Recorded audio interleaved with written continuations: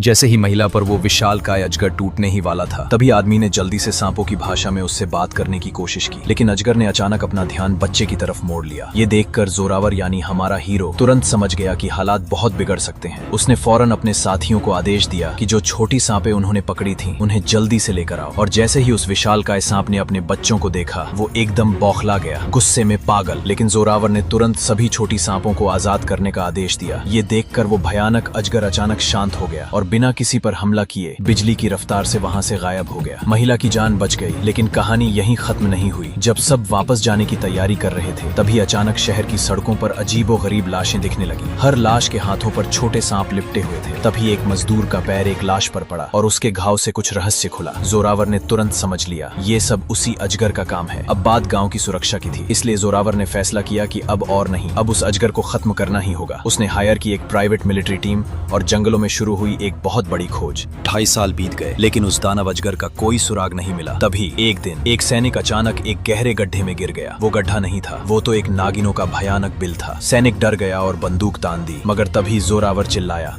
नहीं, इस जमीन पर सांपों को मारना मना है। पर अफसोस, उसकी बात खत्म भी नहीं हुई थी कि एक दूसरा सैनिक सीधा बम फेंक देता है और एक ही पल में पूरा सांपों का घोंसला जलकर राख हो गया। और यहीं से शुरू हुआ असली कहर। असली अजगर का लोकेशन अब सबको पता चल गया। जैसे ही वो दैत्य सामने आया, सबने मिलकर गोलियां बरसानी शुरू कर दी। अजगर को वो लोग तो मार देते हैं, लेकिन असल खतरा तो अभी बाकी था। अचानक सामने आती है एक इंसानी शरीर वाली मगर सांप की पूंछ वाली भयानक नागिन। उसे देखकर सबके होश उड़ गए। पल भर में उसने आधे सैनिकों को मौत के घाट उतार दिया। लेकिन तभी जोरावर ने चालाकी से एक जादुई रस्सी फेंकी और नागिन को जकड़ लिया। और ये मौका देखते ही एक लंबे बालों वाला बहादुर आदमी डर्ट से भरे चाकू से नागिन पर हमला कर देता है, जिसमें था मजबूत बेहोशी वाला जहर। नागिन तड़पती है, चीखती है और आखिरकार बेहोश होकर गिर जाती है। उन्होंने नागिन को पकड़कर जेल में डाल दिया।